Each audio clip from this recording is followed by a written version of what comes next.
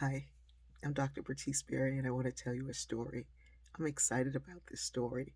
I'm as excited about this story as the source from which it came.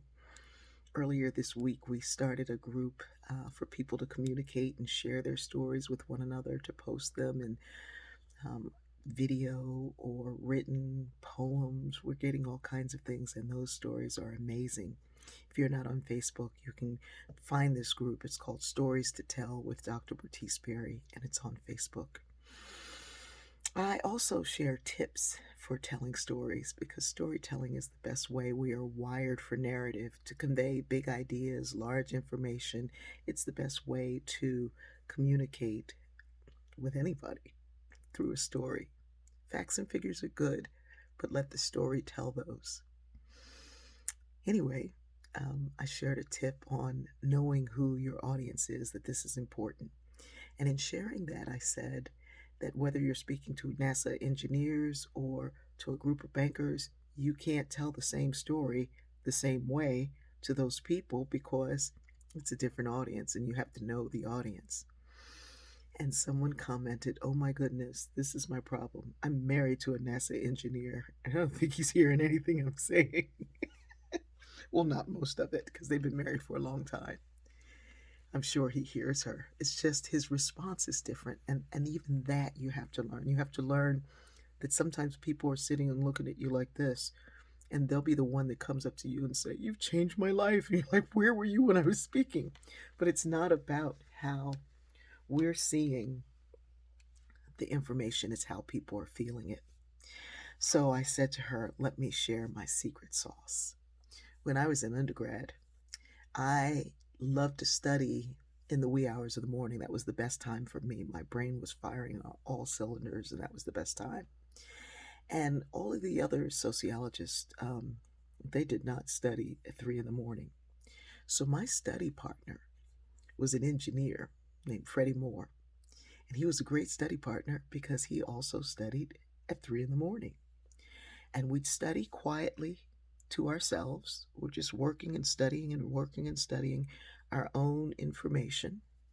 I'm a sociologist. He's an engineer. We're studying our own information, and somewhere around 5 o'clock, maybe 5:30, depending on what we were working on, we would turn to one another, and I would share what I had studied with him, and he would share what he had studied with me. And we could ask each other questions.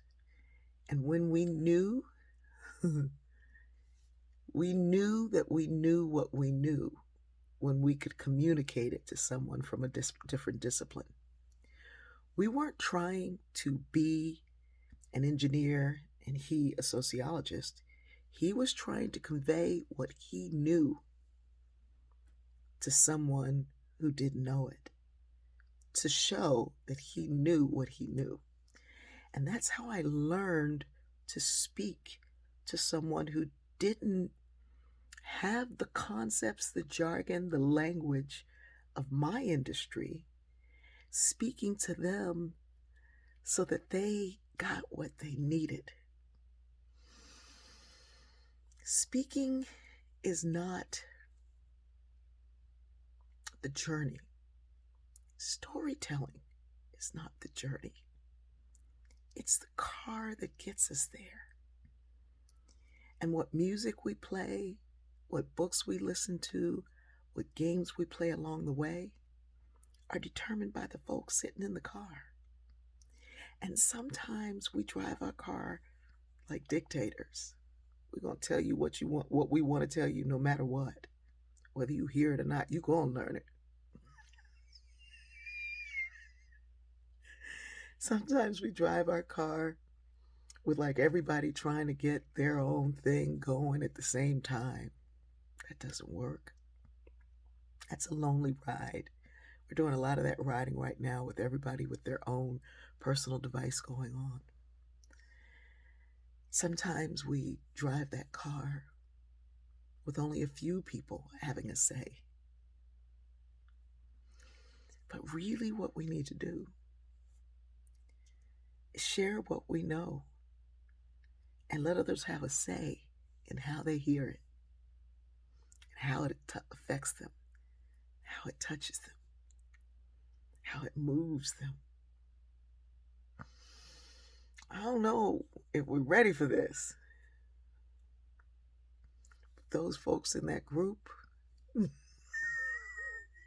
so ready. And they're so amazing.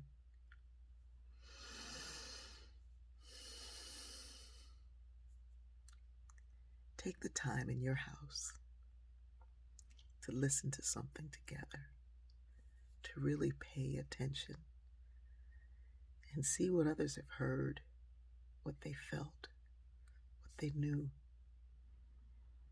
And the next time you speak to them, keep in mind that not everybody hears the same way, because we don't know all the same stuff. I love you.